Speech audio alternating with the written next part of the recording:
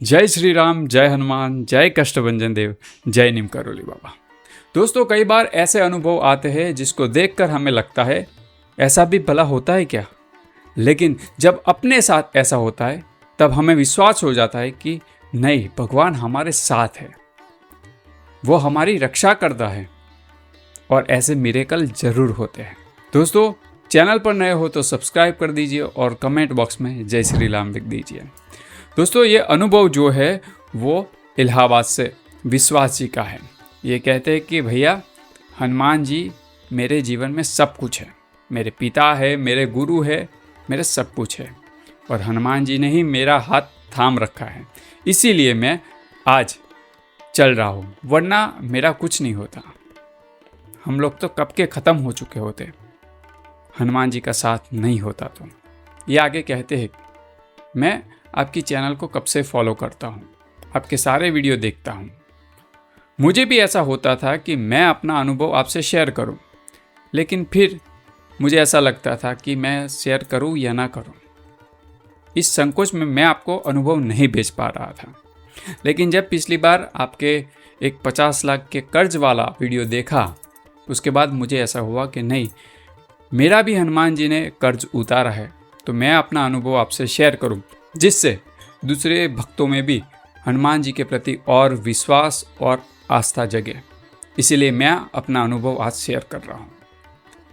भैया, मैं बचपन से हनुमान जी का भक्त रहा हूं, क्योंकि मुझे हनुमान जी की भक्ति में मेरे पिताजी लाए। जब मैं छोटा था तब मेरे पिताजी हर मंगलवार को हनुमान जी के मंदिर मुझे ले जाया करते थे, और तब से धीरे धीरे मुझे हनुमान जी के प्रति इतना लगाव हो गया कि मैं बस उनकी ही भक्ति मांगने लगा। भगवान से यही कहने लगा कि बस आपकी भक्ति दीजिए, और प्रभु ने अपनी भक्ति दी मुझे।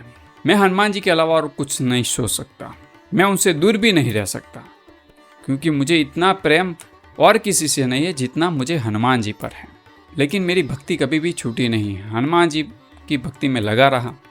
हालात घर के इतने ठीक नहीं हैं, मध्यम परिवार है और कई सारी जीवन में समस्याएं रहती थी, लेकिन प्रभु ने जैसे तैसे करके मेरे जीवन में रास्ता बनाते गए, और मैं उन रास्तों से मेरा परिवार और मैं निकलते गए। कोई भी समस्या आती थी, हमें ऐसा लगता था कि समस्या है, लेकिन कहीं से भी हमें मदद मिल जाती थी, और इस तरह से हमारा जीवन चल रहा था।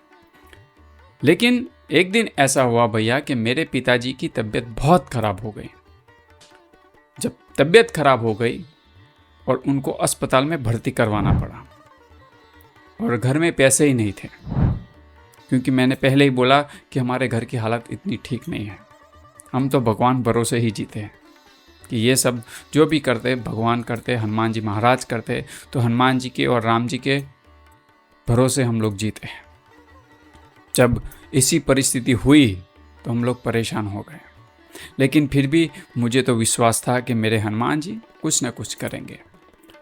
लेकिन फिर ऐसा हुआ कि ऐसा करते करते मेरे पिताजी का 80,000 बिल हुआ। अब मैंने एक दोस्त से पैसे उधारी पे लिए, 1 लाख रुपए मैंने लिए, और इस तरह से मैं मेरे पिताजी का इलाज करवा रहा था। इलाज चल रहा था, और दूसरे महीने मैं जब बाइक पर जा रहा था और मेरी एक टेम्पो के साथ टक्कर हो गई। बहुत बड़ा मुझे एक्सीडेंट हुआ और काफ़ी चोटें लगी, मुझे अस्पताल में भर्ती करवाना पड़ा। मेरा इलाज हो रहा था। 2-3 दिन के बाद नर्स आके बोले कि ये आपका 60,000 बिल हुआ है। अब मैं और मेरा परिवार वो चिंता में आ गए कि अब क्या करें, क्योंकि पहले से मैंने 1 लाख रुपये ले रखे थे उधार पे, और अब 60,000 रुपये कहाँ से लाए, किस तरह से वो लाख रुपए का कर्जा कैसे उतारे। मैं बहुत परेशान हो गया था। अब जैसे जैसे अस्पताल में से दिन बीतता रहता था, मेरी टेंशन और बढ़ने लगी, और मैं प्रभु से कहने लगा, प्रभु आपसे कुछ मैंने मांगा ही नहीं, क्योंकि मुझे तो विश्वास है आप मेरे साथ हो, चाहे मेरी परिस्थिति कैसी भी क्यों ना हो, लेकिन आप मुझे उससे बाहर निकालते हो। तो प्रभु, इस बार भी आप ही को निकालना है मुझे, कैसे भी, मुझे वो नहीं पता, लेकिन बस आप ही को मुझे इस परिस्थिति से बाहर निकालना है। आज भी मैं इस परिस्थिति में हूँ कि मुझे कोई रास्ता नहीं दिख रहा। प्लीज़ प्रभु मेरी मदद कीजिए। 3-4 दिन के बाद वो नर्स फिर से आई। मैं अस्पताल के बेड पर लेटा हुआ था और नर्स आई और नर्स ने बोला कि आपके जो बिल था वो पे हो चुका है और कल आपको डिस्चार्ज कर दिया जाएगा। ये बात सुनी तो मेरी आंखें फटी रह गई। मैंने नर्स से कहा, किसने मेरा बिल पे किया है? तो नर्स ने बोला, मुझे मालूम नहीं। लेकिन वो इंसान आया और उन्होंने कैश मुझे 60,000 रुपये दिए और आपका नाम बोला कि ये विश्वास जो आपका पेशेंट है उनका बिल है, आप ले लीजिए। मैंने उनको नाम पूछा कि आप कौन हो? तो उन्होंने बोला कि नाम में क्या रखा है, आप बस अच्छी तरह से उसका इलाज कीजिए। और उन्होंने पैसे दिए और फिर वो चला गया। मैंने उनसे पूछा नर्स से कि वो कैसा दिख रहा था। तो नर्स ने कहा कि लंबा चौड़ा था, माथे पर सिंदूर का टीका था और उसके चेहरे पर अलग तेज था। वो गंभीर लग रहा था और बस उसकी आवाज़ में भी एक गहरापन था। उन्होंने पैसे दिए और वो चला गया। लेकिन जो भी हो, लेकिन आपका बिल हो गया, आप टेंशन मत लीजिए और कल आपको डिस्चार्ज कर दिया जाएगा। बस ये सोचकर मुझे और मेरे पास में मेरी माँ बैठी थी, हमें विश्वास हो गया। जैसे ही वो नर्स गई, मैंने और मेरी माँ ने बात की। मैंने मेरे माताजी से कहा कि देखा माँ, और कोई नहीं था, ये हनुमान जी थे, वो मेरी मदद करने के लिए आए। और उससे अलावा मुझे क्या चाहिए कि प्रभु मेरी मदद करने के लिए आए। मैंने जैसे उस नर्स ने हुलिया बताया, उस तरह से मैंने काफ़ी ढूंढने की कोशिश की, लेकिन वो व्यक्ति मुझे मिला ही नहीं। और आज भी मैं कई बार सोचता हूँ तो मेरे रोंगटे खड़े हो जाते हैं। उसके बाद मेरा जो लाख रुपए का कर्जा था, जिसे मुझे टेंशन था कि मैं वो कैसे चुका पाऊँगा, लेकिन उसके बाद मुझे एक अच्छी नौकरी मिली। मैं तो पढ़ा लिखा नहीं हूँ भैया, बस मैंने बोला न कि घर की परिस्थिति इतनी ठीक नहीं है, मैं पढ़ नहीं पाया। लेकिन ये प्रभु की कृपा है, ये हनुमान जी की कृपा है। मुझे कुछ मिला है तो सिर्फ और सिर्फ भक्ति मिली है और हनुमान जी का साथ मिला है, और मुझे कुछ नहीं मिला और ना ही मैंने कभी कुछ मांगा। बस मैंने यही मांगा कि बस प्रभु आप मेरे साथ रहिए और आपकी भक्ति मुझे दीजिए। मैं इतना पढ़ा लिखा नहीं हूँ, फिर भी मुझे एक अच्छी जॉब मिली और उस जॉब से मैंने 6 महीने के अंदर 1 लाख रुपये का जो कर्ज लिया था वो भी मैंने पूरा कर दिया। और मैंने नहीं किया, ये बजरंगबली ने ही करवाया। जब मैं मेरे दोस्त को पैसे दे रहा था तब उसने बोला, चिंता मत कर, ये पैसे मुझे लेने के लिए मैंने तुझे नहीं दिए,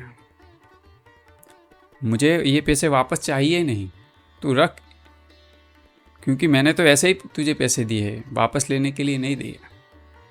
तो ये जो चीज़ें वो प्रभु ही करते हैं। लेकिन मैंने उससे कहा कि नहीं, तूने मुझे, मेरी परिस्थिति जब बुरी थी तब तूने मेरी हेल्प की, तो अब मैं जब जॉब लग गई है, आज मुझे अच्छी जॉब है, मुझे तेरे पैसे वापस दे देने चाहिए। और मैंने वो पैसे दे दिए। तो ये सब प्रभु ही तो कर रहे, और कौन कर रहा है भैया? मैं जीरो था और जीरो में से आज जो भी अच्छी पोजीशन पे हूँ, ये सिर्फ हनुमान जी की कृपा से हूँ। मैंने हनुमान जी को सब कुछ मान लिया है, मेरे पिता, मेरे माता, उनके अलावा और मुझे कुछ सूझता नहीं है। बस मेरे ख्यालों में वो ही रहते हैं और मेरा पूरा जीवन उनको ही समर्पित है। वो जो करते वो ठीक करते और अच्छा ही करते हैं। एक वक्त पर ऐसी परिस्थिति थी हमारी कि हम 2 वक्त की रोटी कैसे खाएं, ये सोचते थे। ये तब भी हमारे मन में कभी भी ऐसा नहीं हुआ कि प्रभु हमारे साथ ऐसा क्यों हो रहा है। तभी भी मैंने यही कहा कि प्रभु आप जो कर रहे हो वो सही कर रहे हो, मुझे बस आपकी भक्ति चाहिए।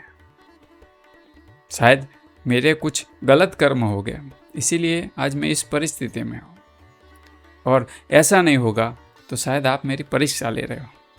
लेकिन मैंने कभी भक्ति नहीं छोड़ी और आज भी मैं भगवान से यही मांगता हूँ, बस तेरी भक्ति दीजिए। क्योंकि ऐसी परिस्थिति में भी जब तूने हमें बाहर निकाला है, उससे बड़ा और क्या हो सकता है। तो भैया मैं बस सभी को कहना चाहता हूँ, बस प्रभु की शरण में रहिए। वो सब दुख दूर करेंगे, सब तकलीफ दूर करेंगे। बस आप उनसे और कुछ नहीं मांगिए, आप बस उनसे मांगिए तो अपनी भक्ति मांगिए कि प्रभु बस आपकी भक्ति मुझे दीजिए, आप मेरे साथ रहिए। आप मुझे, जैसे एक बच्चे को एक पिता अपनी उंगली पकड़कर रास्ता दिखाता है, बस इसी तरह से आप मेरी उंगली पकड़ लीजिए और मुझे जीवन में रास्ता दिखाते रहिए, और मैं हर मुसीबत से बाहर निकल जाऊंगा। बस वो निकालेंगे। बस इतना ही मांगे, और कुछ मांगने की ज़रूरत नहीं है। तो भैया ये मेरा अनुभव था।